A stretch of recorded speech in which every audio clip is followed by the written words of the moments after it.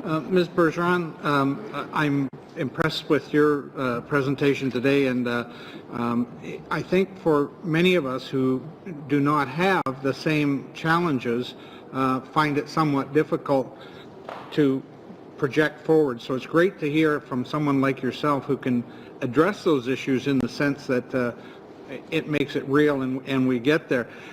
It was interesting, your take that the Elections Canada have had 14 years to develop alternative voting systems and it hasn't happened. And I just wonder if you would have any view as to why that may not have happened. It hasn't, my understanding, it hasn't been by roadblocks from any government, but it just hasn't occurred. Do you have any view, or do you know if anyone has been in touch with Elections Canada? I think that part of the problem from the perspective of people with vision loss is that providing accommodations for people who are partially sighted or who are blind requires technology a lot of the time.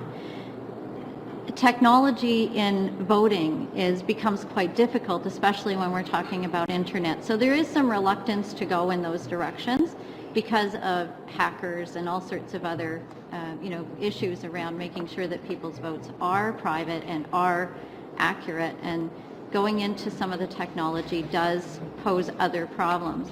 Unfortunately, not having those technologies eliminates our right to that secret ballot. The issue of the way that the legislation or the bill is currently worded, we actually like the way most of it's worded. It's more permissive. It gives permission for the Chief Electoral Officer to do the testing, but it doesn't direct the Chief Electoral Officer to do it or provide some requirement. It just allows that to happen. And sometimes if it's just allowed, it doesn't become a focus. Okay, thank you. Mr. O'Toole. Okay, thank you very much, Mr. Chair, and thank you both for appearing. We appreciate your perspective. Ms. Bergeron, I'm going to focus on something beyond what you described as the secret ballot and how that can be lost for some people that need to be accommodated, because some of the reports we've had before this committee, namely the Neufeld report, talks a lot about mistakes being made by Elections Canada in the registration of voters prior to going into that ballot area to cast the ballot. Have you found that people, be they blind or with other disabilities, have actually struggled at that registration stage? So before they even go to cast the secret ballot, have they found the process difficult if they present at the polling station to register and ensure they have the right to vote before casting that secret ballot? Yeah, there's various things. So some of the stuff that's happening in Bill C-23 addresses some of those issues, and that it ensures that information provided about getting to polling station, which polling station to vote for, what that process is, those toolkits on how someone with a disability could vote is going to be made accessible. So that's good news for us. There's also good information for us in the bill that people with vision loss who have a CNIB identification card, it can be used as identification at the polling station. One of the issues, though, for people who are blind or partially sighted is you don't actually, it's not law that you have to be a registered client of CNIB if you're blind. So many people who are blind or partially sighted are not registered with CNIB and do not hold that identification card. And those of us that are blind don't drive. So despite the fact that many people ask me for my driver's license, even with my guide dog at my feet, I inform them that we are not given those. So for us to get identification, we need to go and get it from the registry. The registry often asks us for ID that we don't have. So it becomes a big process for us. Part of it also is around identifying your location through bills. I have a stack of papers on my table. I don't know what most of them are because most of my bills don't come in Braille. If they did come in Braille, that wouldn't do a lick of good if I took my Braille copy of my phone bill to the polling station, since I doubt anybody there reads Braille. So it becomes an issue in that sense. But And would the CNIB be willing to partner with Elections Canada to find better ways to accommodate? yes. Thank you. Perfect. We'll move to Madame Latendresse. 7 minutes, please. Merci beaucoup, Monsieur le Président. Thank you, Mr. Chairman. I would like to thank our witnesses for the information that you provided this morning. That helps us to be able to understand the various issues that and various amendments that could be presented to try to improve the current bill. One of the major changes that we are dealing with here concerns the role of Elections Canada, which is described in Section 18. Under the current legislation, the Chief Electoral Officer communicates and has a different ways of communicating with people. Under the changes proposed in the bill, you should keep on talking. Under the changes proposed in the bill. Okay, looking English channel, speaking on the English channel. Have you got the English channel? Are you hearing the English channel? Are you hearing the English channel? Okay. Testing on the English channel. English channel, are you hearing the English channel? Okay, got the English channel. Okay. Okay, good, we're all organized. Aye. We'll make sure we are well honor her time. Merci beaucoup. C'est très gentil. Thank you. I thank you, both of you, for your statements this morning. It was very interesting for us, and we're very pleased that we could hear you.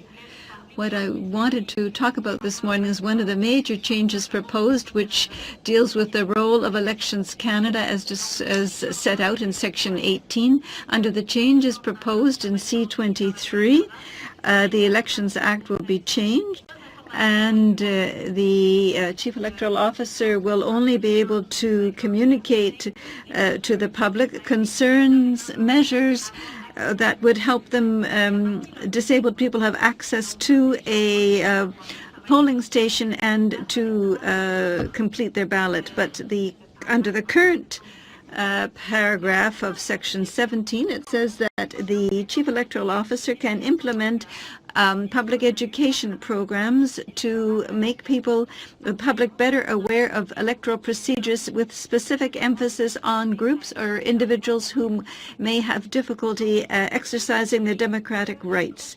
Would you say that the groups that you recommend are part of these groups who have a more difficulty than the general public in exercising their democratic rights?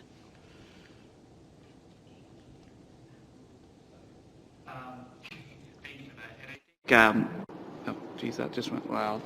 I think the problem is that, to answer your question, is simply when you look at campaigns and when you look at better educating people, whether it be Section 17 that's current right now, right until the act is passed, which would then Section 18, oftentimes politicians make decisions, and I believe you need to leave it up to elector to be able to have that campaign move forward. Because I can tell you right now, the question then lies ahead on who do people contact? How do people know about something? And you're looking at all kinds of broader disability, whether it be CNIB, whether it be intellectual disability, literacy. You're not going to reach the broader groups compared to now. I can say that I'm part of an organization that's notified, but there's 100 that's not, that deals with a broader disability than we are. So I believe that it goes back and forth. I believe that the chief elector should have that opportunity, or should have that power to really ensure that information is followed out.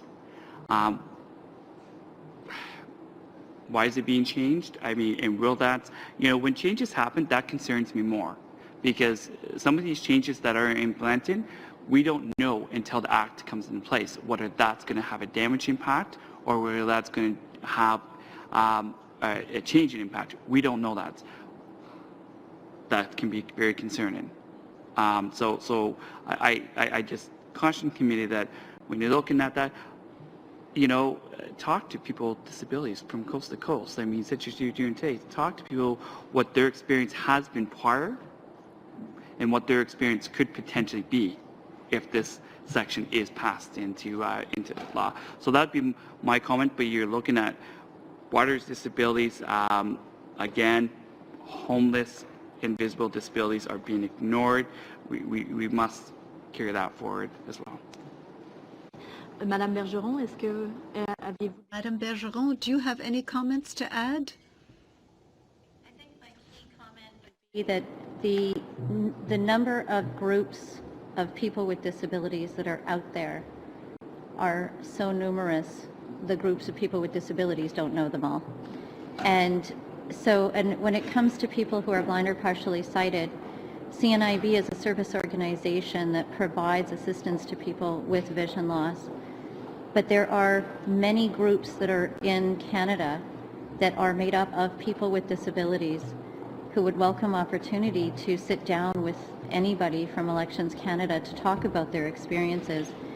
Reaching those communities is very important, but I think the key piece for us is, again, not everybody out there that is blind or partially sighted or has other disabilities are members of groups or organizations or are registered with a particular group. So having the information about how to vote, where to vote, who to contact, having training for people so that they understand different things, that should be out in the broader population, ensuring that all the information is accessible to them, because not everybody is going to go to an organization like CNIB.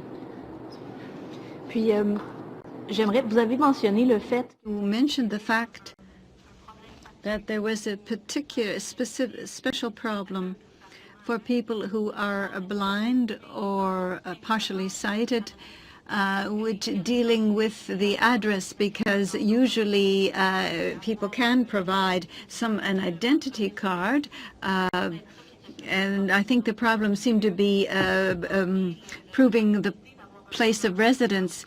Do you think there should be the possibility of having someone be able to vouch for that person? The fact that they can no longer have a vouching system, will that impede electoral participation? I think that it will impede some of the people that are blind or partially sighted in Canada to not have a vouching system.